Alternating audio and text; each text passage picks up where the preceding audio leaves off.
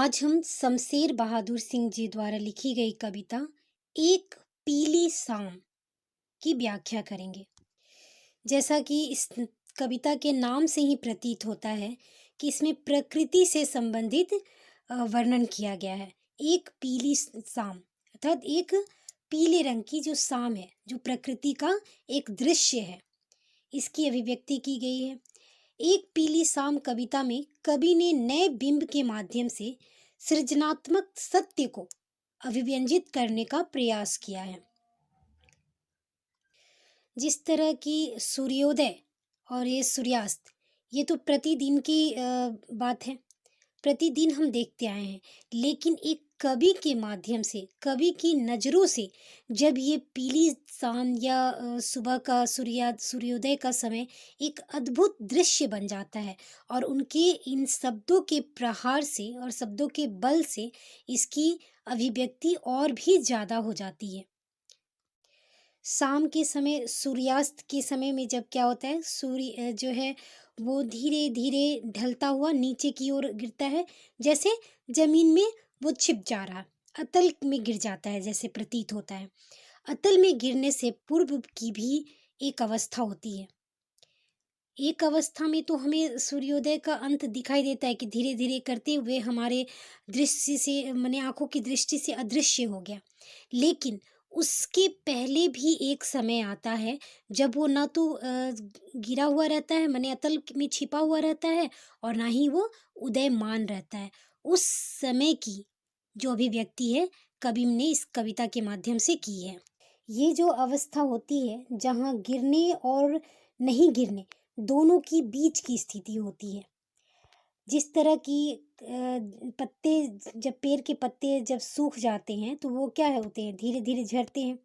और झड़ते कुछ पत्ते ऐसे होते हैं जो न गिर के नीचे आते हैं और न उसमें पेड़ पौधे से चिपके रहते हैं, बल्कि वो इस तरह से जुड़े रहते हैं जैसे मानो उसे छुओ बस वे गिर जाएंगे। तो उसी दृश्य के समान कवि को सूर्यास्त का समय लगता है, जिसे कवि ने एक पीली शाम के माध्यम से अभिव्यक्त किया है। तो शुरू करते हैं हम इस कविता को।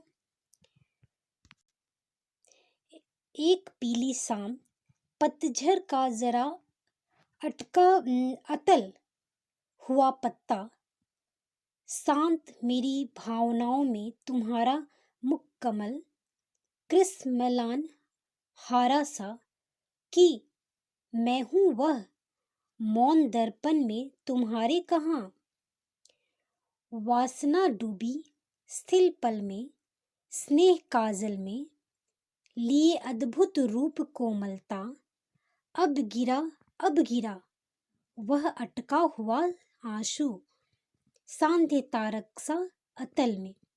कवि को इस जो सूर्यास्त का दृश्य है वो विभिन्न तरह से प्रकट होता है। जैसे पेड़ के पत्ते जैसे अब के तब गिरने वाले हैं, और आंखों के आंसू, जिस तरह की आंखों से जब आप रोने के बाद जो आंसू है, कभी कभी क्या होते हैं, आंखों के बीच में इस तरह उतरा के आते हैं जैसे अब वो गिरने ही वाले हैं, लेकिन क्या है, वे गिरते नहीं हैं, बस एकदम एक जगह सिमट कर गोल से बन जाते हैं और गिरने ही वाले रहते हैं।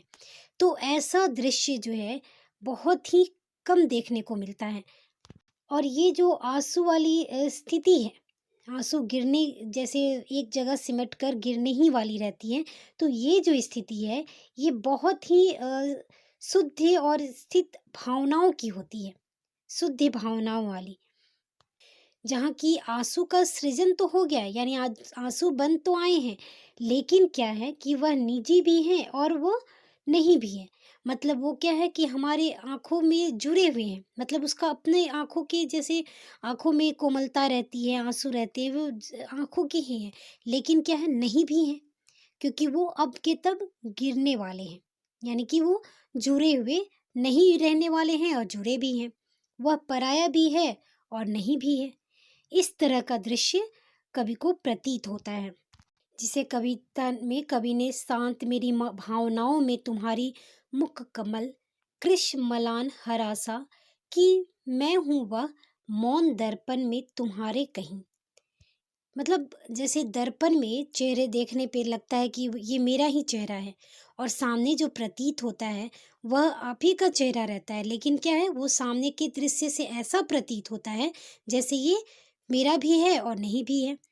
तो वासना में डूबी स्थिर पल में स्नेह काजल में लिए अद्भुत रूप कोमलता, मतलब कवि को यह दृश्य जो है इतना कोमल मनोभावन प्रतीत होता है जिसे वे सभी तरह से अपनी आंखों में बसाए हुए हैं और हर एक प्रतीक के तरह उसे देख रहे हैं। और अंत में कविता में लिखते हैं कवि कि अब गिरा वह अटका हुआ आंसू, मैंने ऐसे आंसू है जैसे अब गिरने ही वाले हैं, एकदम एक जगह सिमट के बस अब छलकने ही वाले हैं, वैसा प्रतीत होता है। सांधे तारक सा अतल में, मतलब शाम जब होने वाली रहती है उस समय से जुड़ने ही वाली है वो जो सूर्य की रोशनी है वो धीरे धीरे करके अब बस शाम को होने ही वाली है।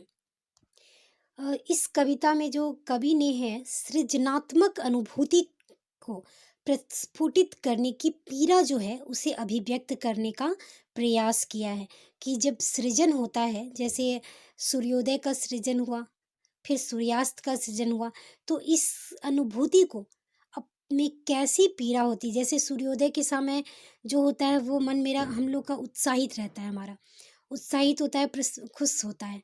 और सूर्यास्त के समय जैसे उदासी के टाइम में होता है उस तरीके से हमारे अंदर जो पीड़ा प्रस्फुटित होती है वैसी अभिव्यक्ति होती है कवि के हृदय में। तो इस कविता को कवि ने इस शाम के ढलती शाम के समय सूर्य सूर्य का जो तल पे गिरना हो का की स्थिति होती है उसे अभिव्यक्त करने का प्रयास किया है। तो इस कविता का हमारा ये व्याख्या यहीं समाप्त होता है। इस कविता को की रचना जो है 1953 ईस्वी में की गई थी। इस तरह से शमशेर बहादुर सिंह जी ने अब प्रकृति के अनेक भावपूर्ण चित्र निर्मित किए हुए अपनी कविताओं का लेखन किया है, जिसमें कि उषा, शाम, नभ, दरिया, गुलाब आदि कई कविताएं हैं। एक नीला दरिया बरस रहा है, इन सारी कविताओं में कवि ने प्रकृति का इतना मनोहारी चित्रण किया है जिसे पढ़ने के बाद ऐसा प्रतीत होता है मानो हम चित्र देख रहे हैं या फिर उस प्रकृति का दृश्य को हम सामने से देख रहे हैं। तो यहाँ यहाँ हमारा एक पीली शाम कविता की व्याख्या जो है वो समाप्त होती है। यदि आपको वीडियो अच्छा लगा तो लाइक ज़रूर करें और अपने कमेंट बॉक्स में अपने सुझाव को ज़रूर भेजें। धन्यवाद।